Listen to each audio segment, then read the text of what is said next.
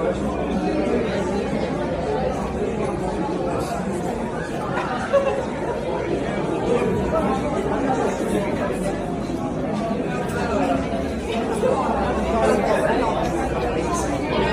n'y a pas de bus. C'est le gros petit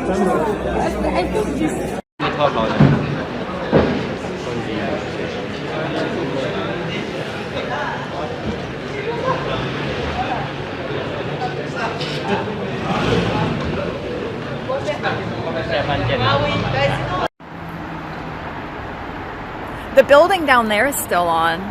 The building down there, but everything else there's no lights. All the building.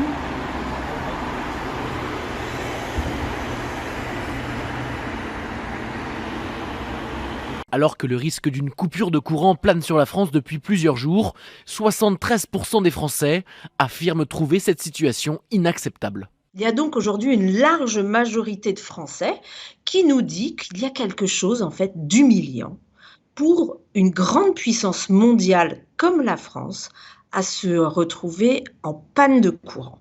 Et les chiffres diffèrent selon la proximité politique. En effet, si les sympathisants du Rassemblement national et de la France insoumise n'acceptent pas ce risque, c'est plus nuancé du côté de Renaissance et d'Europe Écologie Les Verts.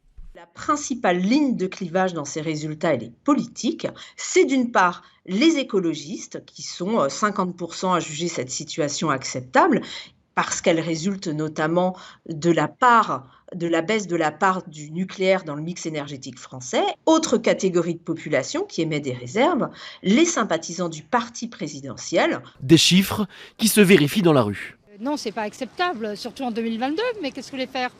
C'est inacceptable mais compréhensible au vu de la situation actuelle. Je trouve ça inacceptable. Maintenant, c'est une réalité, donc le tout, c'est de s'y préparer. Enfin, le sondage révèle que les jeunes sont plus nombreux que la moyenne à trouver cette situation inacceptable, avec 81% des 18-24 ans. Notre ami habitué des plateaux, Nathan Dever, notre ami philosophe habitué des plateaux de CNews, qui faisait relâche ce soir. Bonsoir Nathan. Est-ce qu'il est avec nous, Nathan Dever ? Vous m'entendez ? Je vous entends. Je ne vous vois pas, Nathan, mais je vous entends. C'est vous qui m'avez alerté. Hein. On va tout dire à nos téléspectateurs. Vous m'avez envoyé un message il y a 15-20 minutes. Je ne sais pas si on peut mettre Nathan à l'antenne également, les amis en régie. Vous m'avez envoyé un message il y a 15-20 minutes également pour me dire « C'est dingue, il y a une coupure générale dans mon quartier. Vous êtes en plein cœur de Paris sur l'île Saint-Louis. Racontez-nous ce que vous avez vécu. A priori, vous étiez en terrasse. » Ah bah oui, évidemment. Nathan Dever en terrasse, c'est assez logique. Donc tout s'est éteint d'un coup. Écoutez, oui, je célébrais mon anniversaire. Ah, joyeux anniversaire Nathan, j'ignorais. Joyeux anniversaire à vous. C'est pour ça que je vous faisais cette infidélité, cher Julien. Sinon, je l'aurais pas fait. Bien sûr. Notre-Dame en face.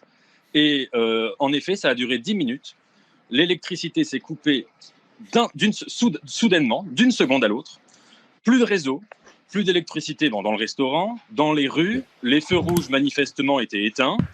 Notre-Dame était éteinte, c'est quand même incroyable, et toute la rue et toute l'île, manifestement l'île en face, l'île de Saint-Louis, l'île de la Cité même, tout était éteint, et j'ai eu le plus grand mal à vous contacter parce que manifestement le réseau non plus, ni Internet, ni le réseau, rien ne marchait. Et c'est ça qui est intéressant, Nathan, parce que ce que l'on comprend, donc on va être évidemment tous très prudents parce que personne, à l'heure où l'on se parle, n'est capable de dire quelle est la raison vraiment de cette coupure. Mais ce qui s'est passé, et ce qui est finalement un test grandeur nature de ce qui pourrait arriver, c'est que en termes de communication, alors de visibilité, on l'a bien compris, c'est compliqué quand toutes les lumières s'éteignent, mais en termes de communication, vous étiez à nu, j'ai envie de dire, Nathan, et c'est là que ça peut nous faire craindre beaucoup de choses. Oui, alors vous avez raison, il faut être extrêmement prudent. Je suis absolument incapable, évidemment, de vous expliquer ce qui s'est passé, le pourquoi du comment. Mais ce que je peux vous dire, c'est que vous vous retrouvez, alors peut-être pas un quart d'heure, mais 10 bonnes minutes dans l'inconnu le plus total. Vous ne savez pas ce qui se passe, vous n'avez aucun moyen de communication avec autrui.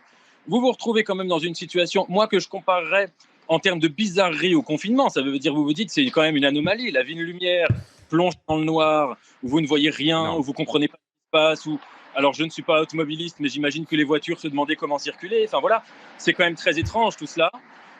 C'est assez inquiétant. Et oui, et puis c'est aussi peut-être un symbole d'une certaine lumière qui peine peut-être à s'éclairer dans Paris. On a l'impression que vous avez vécu la 4e dimension, l'espace de quelques minutes là. Comment ont réagi les gens autour de vous? Qu'est-ce qu'ils se disaient? Est-ce qu'il y a eu une espèce de panique générale ou au contraire chacun a gardé son calme en se disant peut-être avec amusement ça va revenir, il n'y a pas de souci? Quelle a été la réaction collective?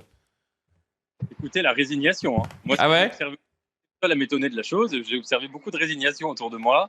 Les gens semblaient s'amuser de la chose, ne pas. C'est quand même grave une coupure d'électricité. J'imagine que ceux qui sont sous respirateur artificiel, etc., dans ces quartiers-là, peut-être qu'il y a des gens qui ont été mis en danger. Je ne sais pas, mais oui, non, j'ai observé une certaine forme de résignation. Oui. Et ce qui est intéressant et ce qui est dommage pour vous, cher Nathan, je vais vous laisser tranquille, c'est que si la coupure avait duré plus longtemps, les machines à carte bleue n'auraient pas fonctionné et vous auriez pu vivre un anniversaire gratuit. C'est dommage. C'est dommage. Merci beaucoup, Nathan.